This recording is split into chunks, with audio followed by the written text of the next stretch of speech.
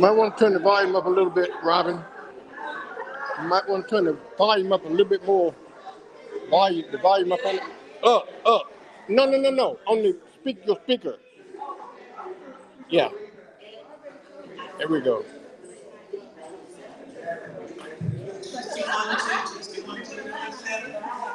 Yeah.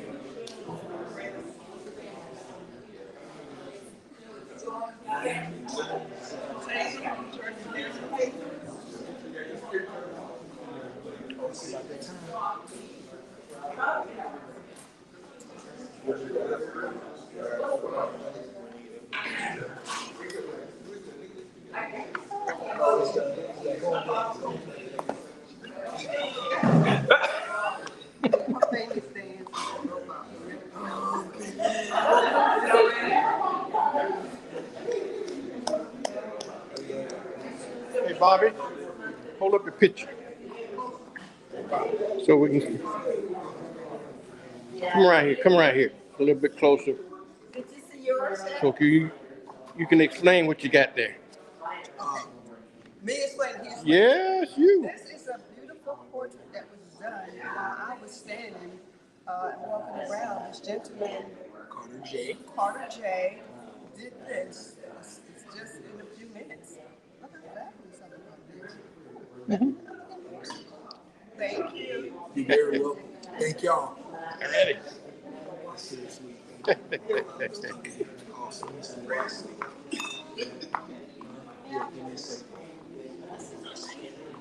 If y'all got your libation in your hand, we're getting ready to start here in 30 seconds.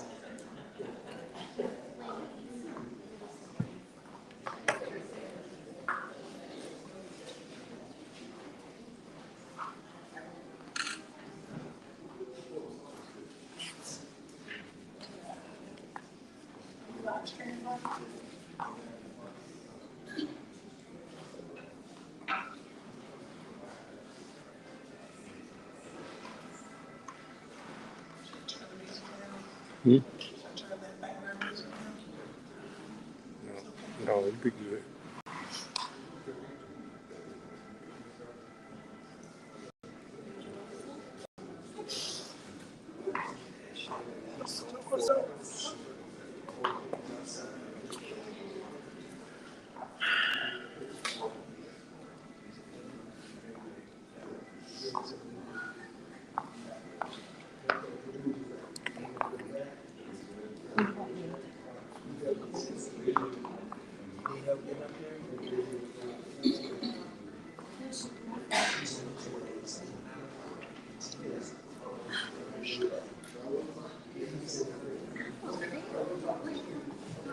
Well, good evening, y'all. Thank y'all so much for being here to celebrate this amazing work of art.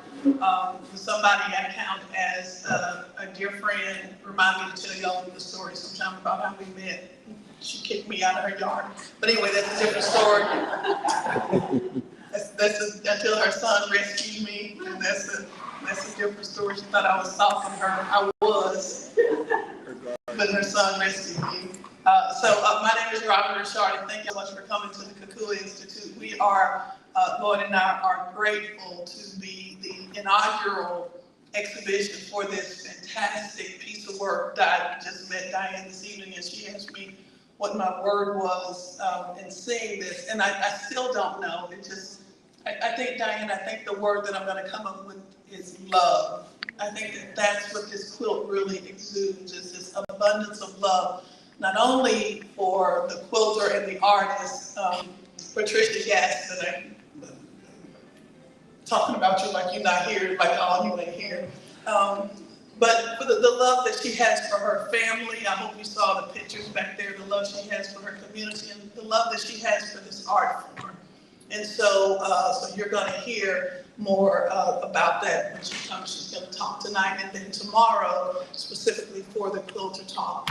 But I do want to thank a few people, a few companies first that really helped us pull this together. This was a multi-state work, and when people heard about her quilt, and no one to the person said no about being involved in this, and then some offered. And so I just want to really point out a couple of people. First, I want to thank Erica Sandifer Ayers. She is a professor at Miles College. And when I was doing the research past what PJ shared with me on Baptist Town, a lot of things kept coming up Greenwood. Well, Professor Sandifer Ayers had done this research on it. She is from Greenwood. And so she is making the film circuit. A piece of her film is in the exhibition video, but she had done this film called Mission Recompense, a love letter to the Mississippi Delta. And so part of that is in that, but it's making the film circuit now. And so she allowed us to use a snippet of that with the gentleman, Sylvester Hoover, who is considered a historian of Baptist Town, one of the historians, I should say, of Baptist Town, but he grew up there in Greenwood and is a tour guide there. And so we have a quote from him, so I'm really grateful to her. So if you get a chance to see her film, she's making the film circuit now, so if it comes to the area or you get a chance to see it, please do so. So I'm really grateful to her because she immediately said yes. And I know when you work on a film, Mike and Robin just left, who I work with Mike at PBS, and so it's a labor of love, and sometimes you don't want to release it until it's made a circuit and all of that. But when y'all see her film at I don't know, at the movie theater, just say y'all saw it here first, okay? Right. Just trying to get a little piece of history. And then the other one is Emily and Richard Elliott with the Delta Design Build. They are a local architect firm. Emily, I come to find out, learned about it through some graduate studies, learned about Mississippi, and so she planted herself. Her and Richard planted their stuff there. And so we have this reception because they said, we want to provide something. They couldn't be here, they had planned to be here, got sick, but they said we wanted to provide something. And so the reception food is because of them. So just want to really thank them for doing it, but also because of their work that they're continuing to do in Greenwood, specifically in Baptist Town. And so, sometimes people come in and they do it, they get the money and they leave. Well, I'm really grateful that Emily and Richard chose to stay there, just like Erica chose to stay, even though she's in Birmingham, and she chose to continue to uplift the community. So I'm really grateful. And then the other person is, many of you, if you've seen the blue marker over here in front of Five Sisters, the gentleman who I worked with for that, he really led that project, was Jim O'Neill out of Kansas City. And so when I was doing that, I was trying to find a little bit more definitive research on Baptist Town. A lot of people had ideas about the start of the name, and so he put me in touch, Jim O'Neill with Living Blues magazine. Wow. He put me in touch with Alan Hammonds, who grew up in Greenwood. Alan Hammonds is a white brother, and he grew up in Greenwood, and he always says, I was a poor white. So, don't think he was a rich white man, but he left and came back and saw the beauty of the city and really documents the history. So a lot of his work shows up in the Mississippi Blues Trail work. So I'm really grateful to those two gentlemen who, again, not even knowing Patricia, just saying yes to helping with the research. And then finally, I want to thank the Gaston family, because not only did Patricia say yes to exhibiting it here, but the family really, from her research and the work, the family really poured into the project and supported her. And I think that's important. When you have something of this magnitude, sometimes people don't understand the importance of it. But the Gaston family really did surround her and love and uplifted her. So can we just give them a hand?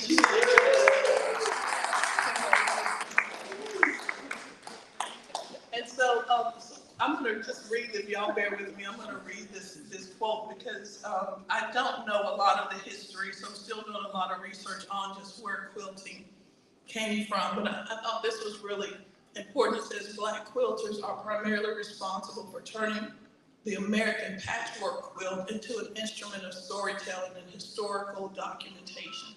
And that's a quote from the Black History and Quilting, a story from the African American Registry.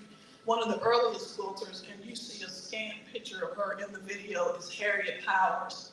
Harriet Powers was born during the enslavement period, and she is accredited with really bringing storytelling and the narrative program, the narrative process to quilts. Before that, quilts were by and large functional. So if I just ask you, how many of you just had the quilt kept warm? Yeah, and that's what quilts were meant to do. What Harriet Powers was showcasing one of her quilts in I think a World's Fair type of exhibit. A woman comes up and says, who made this quilt? She was so enthralled by it. Well, long story short, the quilt ends up in the Smithsonian. And so her two quilts are in the Smithsonian today. And they made replicas. The Smithsonian has made replicas of it. I was trying to find one, I promise you, because that would be a great gift to give to PJ. And then I think it was like $10 million. And I was like, that would be a great gift to give to PJ.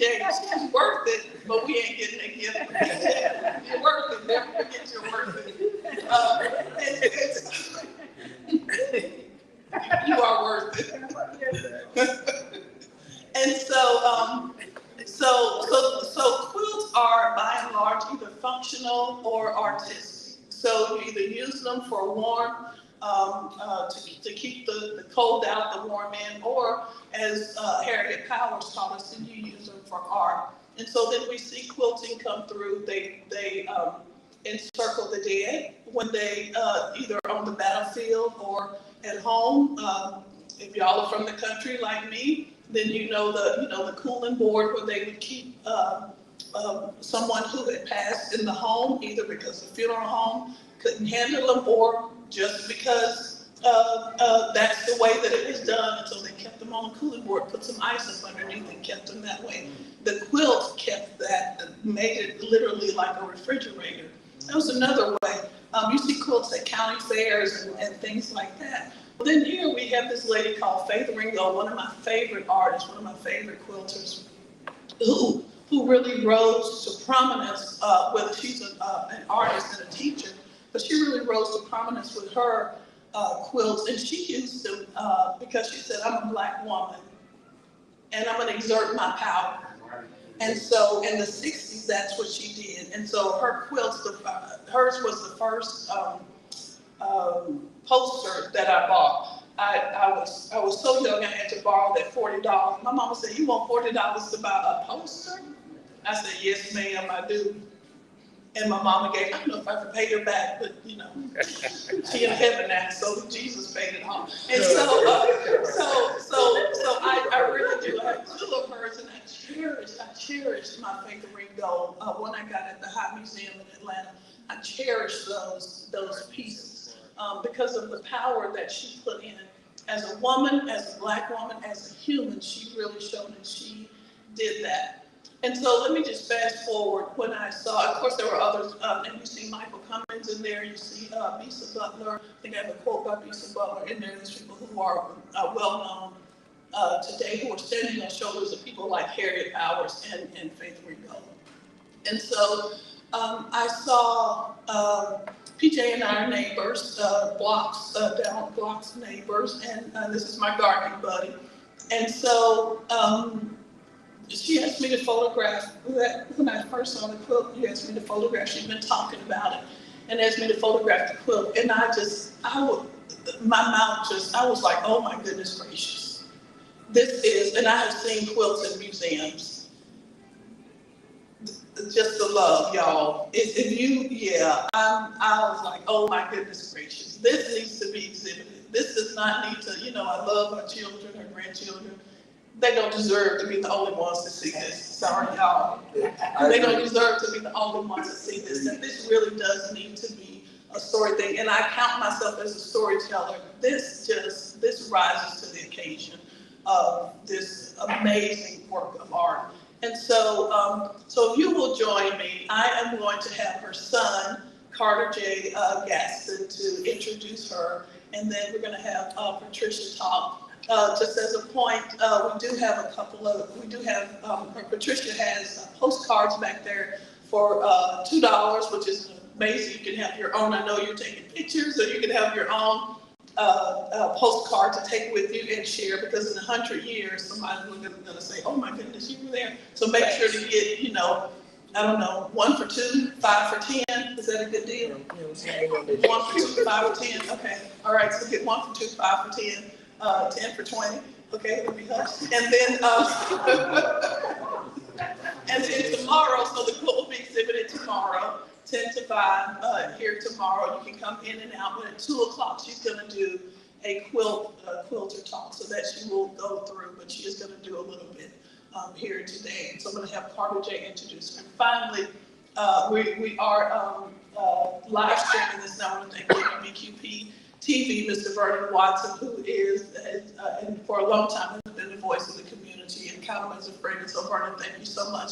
So he's live streaming this, so you can tell your friends again that you were here. So would y'all please join me in welcoming Carter J. Gaston, who is the son of Patricia Gaston and an artist in his own. How's everybody doing tonight? Thank you for coming out. I am Carter J, the world's greatest live portrait artist.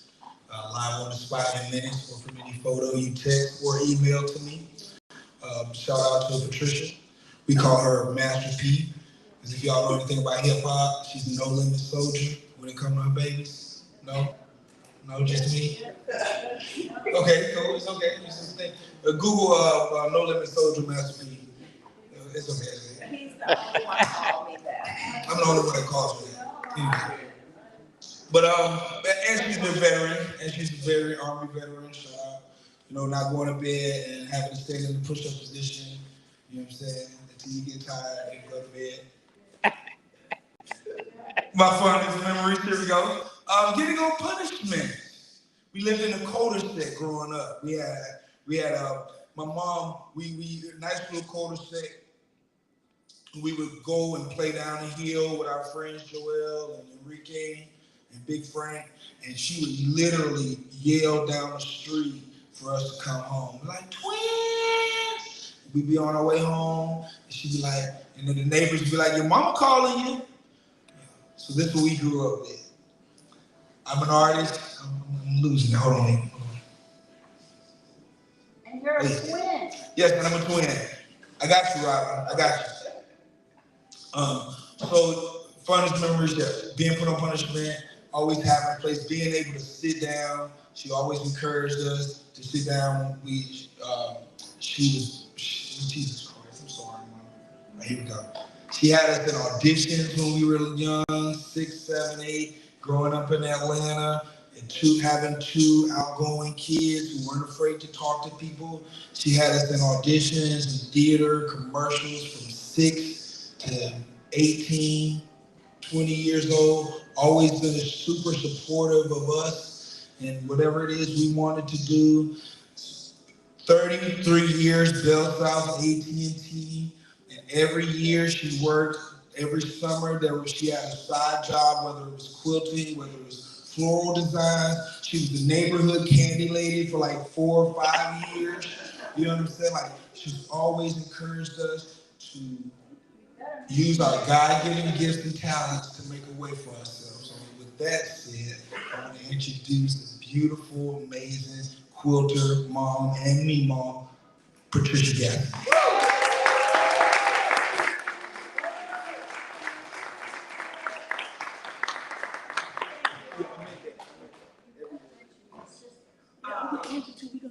That's one of my 3 adult children. Yeah.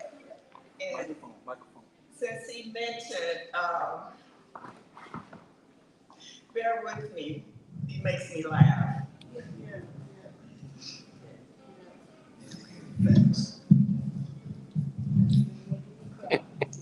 So when I was sharing with him that Robin was giving me this opportunity to display my work, he just started grinning and was like, okay, we're gonna see if you can project your voice so the people in the back can hear you. You know, where is this coming from? Because they were introduced to theater and acting at a young age, 5, 6, 10 years old, they were introduced to theater and acting. So he was saying, when he'd be loud sometimes, I would say, well, why are you so loud? He said, that's what Mama Leon taught us to do, project our voice. I said, yes, on the stage, not at home. So, thank you. And I want to thank Robin for this opportunity. She's my neighbor, garden buddy, and sister friend. And a few months ago, she stopped by the house, and I had my work laid out. And she looked at it and said, PJ, where are you going to hang this? I said, I have no idea. Right now, I'm just trying to make it. And she looked at it and she said, it should be hung in a museum. I said, you think, Robin? Thank you. She said, we've got to have it at the village. So it's making its debut here at the Kukua Institute. And thank you. Yeah. So,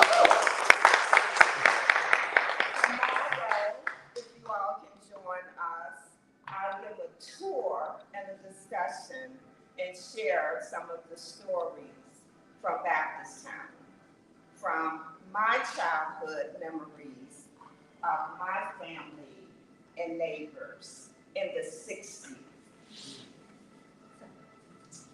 Thank you all. Hope to see you tomorrow. I've got one question. Yes, ma'am. Because I'm very aware that Patricia was making this leaning on the ground in her floor, in her living room. You know, backsaking work. This wasn't up on a table. And you were bending over, and then I would see you at the public library in the sewing room there, continue sewing it, and then over at the one on Chase. You know, you would be a presence in the community, rolled up and sewing, and I don't know if anyone took film of you making it.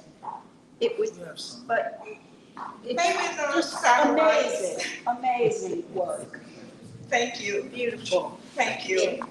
Yeah. So if you all can come out tomorrow and hear more about the story. So, and as I was working on it, Robin was like, when are you gonna get through? When are you gonna finish? I said, I don't know, Robin. I keep thinking of things to say. I mean, to add to it. She said, well, you're gonna have to cut it off and have a chapter 2. I said, how are you gonna have a chapter 2 with a quilt, Robin? So, although it's closed up and a sleeve so it can hang, there will be a chapter 2 or a part 2. And that will be the telling of the story, what inspired. I have a question.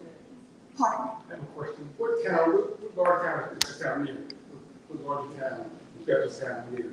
In Mississippi? Where's it close to? What's the closest largest town? Okay, it is Greenwood, Mississippi. It's about 2 hours from Memphis, Tennessee.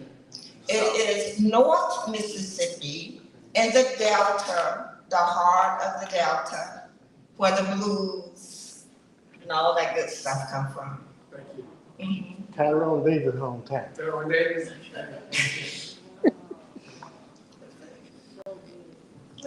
What made you do?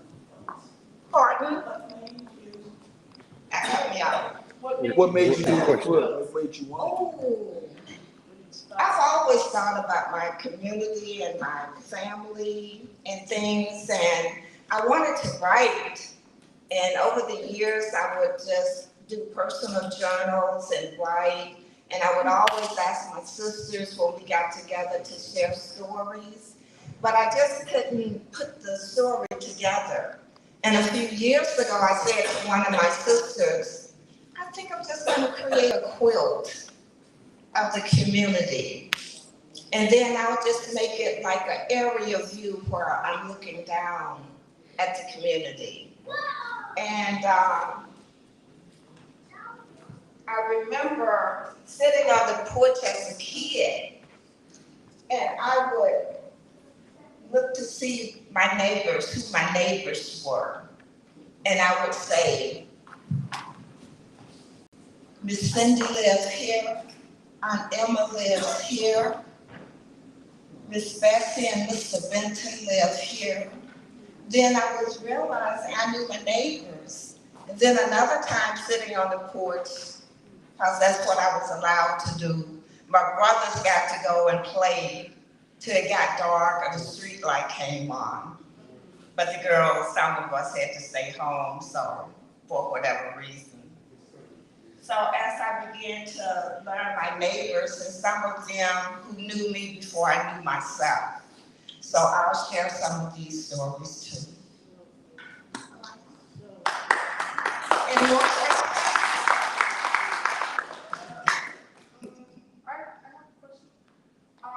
How many hours do you think you spent on it a day? Oh, to be honest, I have no idea. I actually would do it at my leisure when I wanted to work on it. And I started out, once I had the idea and the vision and how I wanted to do it as an overview. At first, I was only gonna tell about the 4 blocks or 2 that I was familiar with walking around in. But as I got the city map and saw the community and saw that it was much larger, I was like, oh, I gotta do it like the map. Well, as close as I could. So, so sometimes I would work on it. I started like maybe several years ago. I started out with construction paper and scrap paper, trying to create the blocks. And then I had to decide how I was gonna create the houses and how many houses would go in here. So as I learned that it was 300 to 400 houses in this community, it's like, how are you gonna get all of that in here? So it took a while. I don't know how long it took me. I didn't record the times and stuff, but I worked on it off and on for several years. But then in 2023, I had to put it away because I was ill, and I wasn't sure if I would be able to go back to it. And by the end of 2024, I was feeling better. And in January of 2025, I made a decision to pull it out and try to continue to work on it since I was feeling better. And then I made a decision to set a deadline to finish by the middle of the year. And I missed every deadline that I set. But I eventually put it together and finished it. Okay, and this is Mr. Cash. Do you have something to say? Say hello. Oh, hello. Oh, get him. Give me the mic.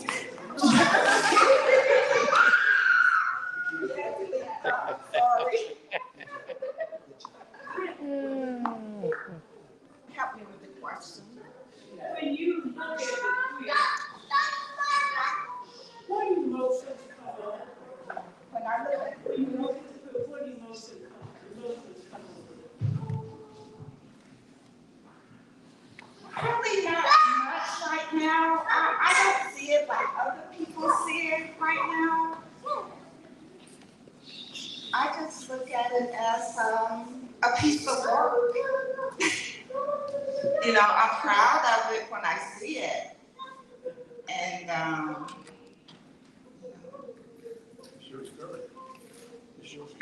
thank you. Thank you. Yes, yes. What the neighborhood, railroad, the railroad company? Yes, sir. as a matter of fact, I think I have the east and westbound railroad tracks, and it was section of the north and southbound railroad tracks. See my pretty creative tracks? I really worked on those. I was like, the railroad tracks represented, once you crossed the railroad tracks, you were in Baptist town. You were in Baptist town. Yes, sir. Well, why did they call it railroad town? Railroad Baptist town. Well, I really wasn't sure why they called it Baptist town. And I used to ask older people in my community, but at that time they didn't know because it was called Baptist town when they moved there. But Miss Robin found some information out about how it got its name. And I believe it was from the baptizing in the, this is the Volusia Bayou, and this is the Yazoo River. And these are where they were baptized people. So I think it's that they got it from baptizing people in the Baptist churches. Yes. Yes, ma'am. What was your inspiration behind creating this book? My family and the community and thinking about them. And like I said, I always wanted to write about them. But I was just writing so much I couldn't condense it, and so I decided to do the quilt. And I was really just doing it for me and my family, because you're thinking, some people like quilts, some people don't. But to me, it's more than just a quilt, because it's art. And my magnolia just make it look like a bow on a gift.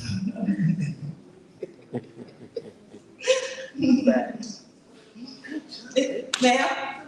PJ, that quilt is all material.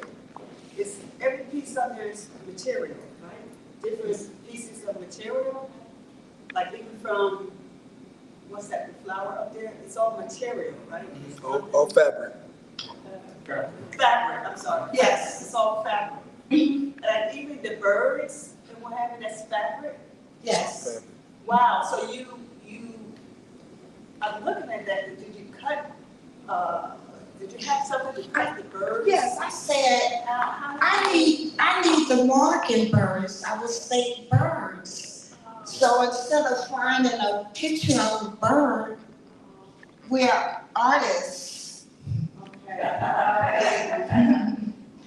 So I sketched them, I traced them out on the fabric to create the birds. And for the magnolia, I started to look for some fabric with a magnolia that I could cut out and put on there. And I said, why don't I just make a magnolia? So I went and got my white flower. And I actually created that while I was at working at the public library. They have a sewing room there. And they have supplies and stuff that you could use. So the fabric was mine, but the middle part was a yarn donated at the library to make my center of my flower. So the quilted looking fabric at the top is part of one of my mama quilt tops. And I can remember when my mama asked me to come and thread a needle for her. And I was about 6 or 7 years old. And then about 8, 9, or 10, she started saying, come and sew these 2 blocks together for me, giving me some little squares of fabric to sew. And I would sit on the porch or in the living room doing that, just 2 at a time. She would give me 2 pieces at a time to put together. And then she probably would go over it or something because I was a kid, just to give me something to do. So my mama taught me basic quilting, patchwork. And then as I got older, I wanted to get a little creative with it. So then when they started putting the transfer papers, I started putting photographs on my quilts. So, yeah. Yes, ma'am. Can you tell us about some of the photographs? Some of the photographs? Yes. Yes. And there's some over there, there are pictures of my family.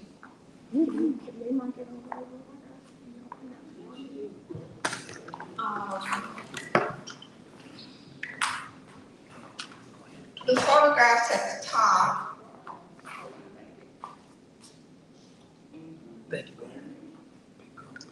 Thank you, Miss Hazel.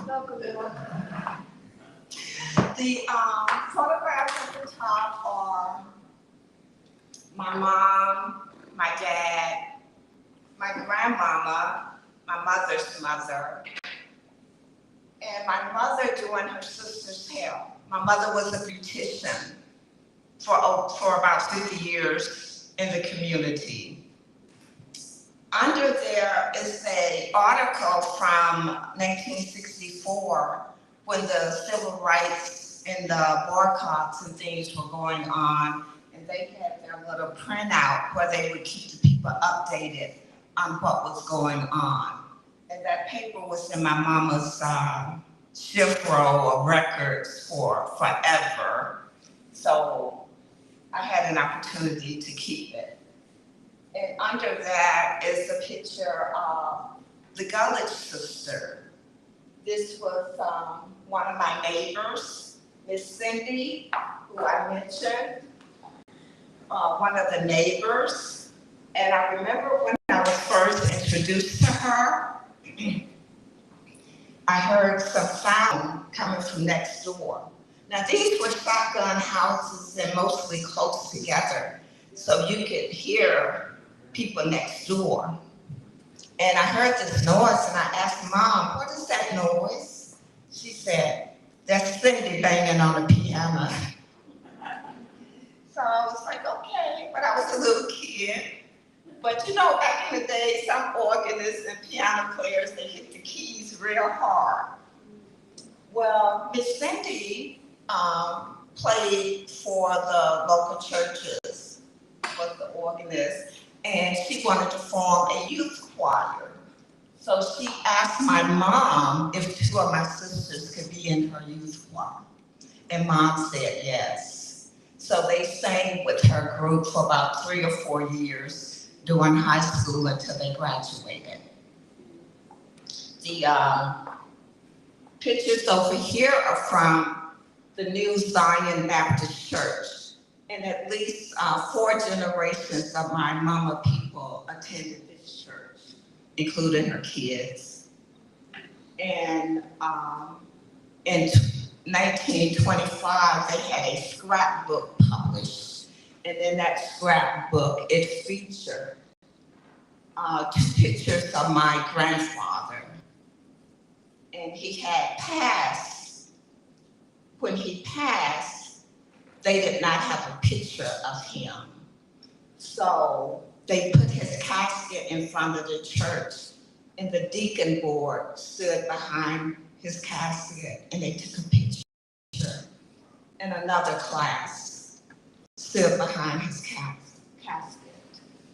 These are stones or plaques with their names on them for either being a deacon or I think one of them was a deacon and a treasurer for the church.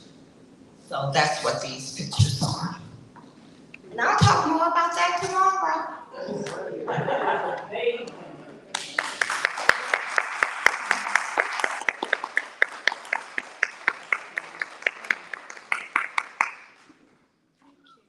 give her another hand. Listen, give Robin a hand. I just did this. She did this. This is the easy part. Yeah.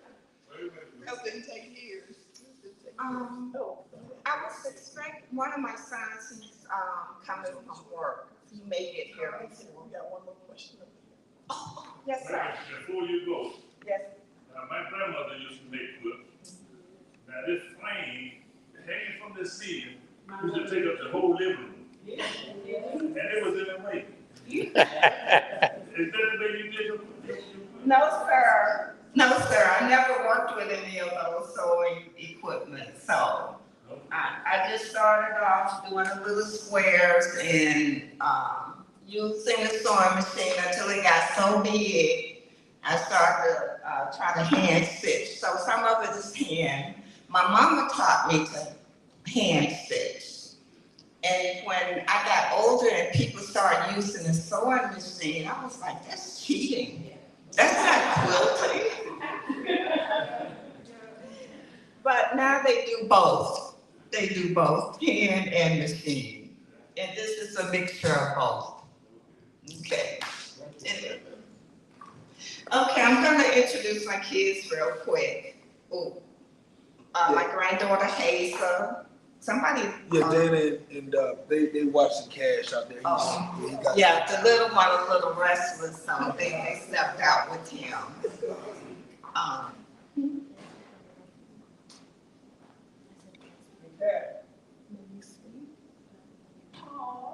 May she speak? Sure. You want to say something? Okay. Miss Hazel wants to say something. She's so shy. Hi, my name is Hazel Gaston. I am her fourth grandchild, and I just wanted to say thank you for all coming here. I really appreciate it, and I'm willing to see y'all tomorrow when I do a speech for y'all.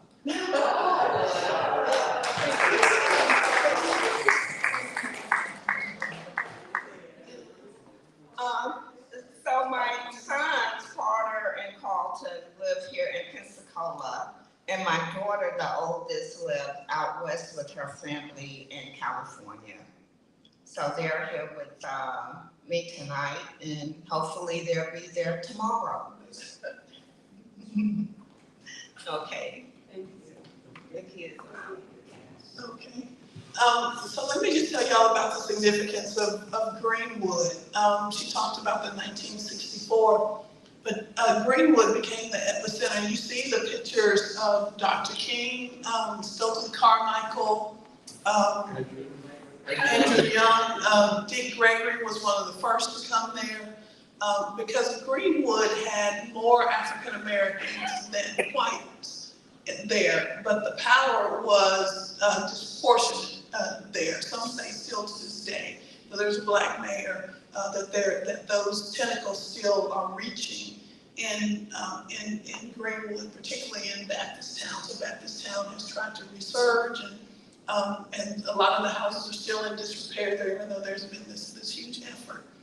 But in the 60s, when this I guess next to the last civil rights period, Greenwood became the epicenter, particularly because when James Meredith was trying to enter the University of, was it Mississippi? Yes.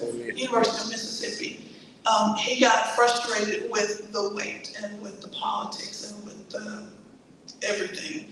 And so dared to make this walk down to, I believe, Jackson, a 200-mile walk. And on this walk, I think within his first or second day, he was shot by a white man. He survived that multiple times. He survived that. But civil rights leaders like Stokely Carmichael, like Dr. King, Hosea Williams, who Patricia's family knows, Stokely Carmichael really took up the mantle on it, and so they continued that walk. They ended up, you see pictures of them walking into Greenwood, being in a church in Greenwood, and that's thanks to pictures by this photographer, Bob Finch, who the Stanford University Library acquired his pictures, so we're grateful that they let us use those. So because these marchers were there, and by the time they finally got to Jackson, it was thousands. But when they got to Greenwood, Stokely Carmichael wanted to set up a tent because people needed some place to stay. And Patricia would probably tell you better that there were limited or no hotels for African Americans. They're very little, and so they needed a place to stay. So they were set in what they called a tent city. And we have one of them where Stokely is getting arrested. And they was doing it at Patricia's School, Stone Street Elementary School. That was in June 1966. So Stokely was arrested. When he got out of jail, it was at night, and so when you see a picture of him in front of a microphone making that is when he made that profound speech and called for Black power. And so it had been said before, but when something shifted, and so when he made that, and people started chanting Black power, Black power. And so Greenwood, Baptist town, is attributed to it. They have a marker there, a historical marker there. And just up the road is Money, Mississippi, Itabena, what's the other town? Money, Indianola, are all of those towns. Well, Money, Mississippi, and Philadelphia are where Emmett Till was murdered. And so they have the only known statue of Emmett Till is in Greenwood. And so this town is, although he wasn't killed there, but they put the statue there. From there, and so they put the statue up there. And so this town is really significant. So the struggles that continue to this day are still amazing. And so I'm really grateful for these pictures. We do have 2 pictures of the actual baptizing in Volusia Bay on there. So the lady coming up out of the water, and then those other people, those are actually pictures from the 1930s in Volusia. Volusia, am I pronouncing it right? In Volusia Bay. Yeah, and the name, it does come from both the baptizing and the McKinley Street Baptist Church, and Patricia's Church, New Zion Church, came out of McKinney Chapel Baptist Church. So make sure if you do, and we'll post it on our Facebook as well. I'll have Lloyd do that. And you can make sure Vernon has it too. This is the exhibition video, but it will be running all tomorrow as well. And this is where McKinley Church was in the community. And New Zion was actually across the tracks, 1 block over on Carrollton. But this is where we attended services, Bible study, revivals. But we did visit McKinney for revivals and guest programs by the time I came along in the 60s. So thank y'all again so much. I want to make sure that you get a chance to, if you haven't already met Patricia, to visit with her, to get a picture with it, and please post it, post it so that you can share it, because y'all were here first. That's all I'm saying. That's all I'm saying. So again, thank y'all so much for coming out. Thank all of you, including WBQP TV, all of our media. Visit Pensacola, who will spread the word about this and share this. Thank you to our great volunteers. Lita back there is ready to take your money for the postcards. Juanita, Bobby, thank y'all so much. And again, can y'all just join me in thanking the Gaston family? Oh, the lines on Lord. That's on me. That's on me. Y'all please enjoy. We have plenty of food and drink. And meet Patricia. Thank you.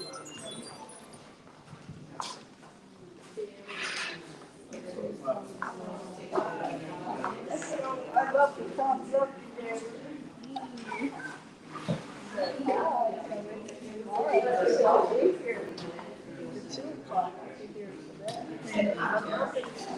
There you go. I'm gonna get some more of that.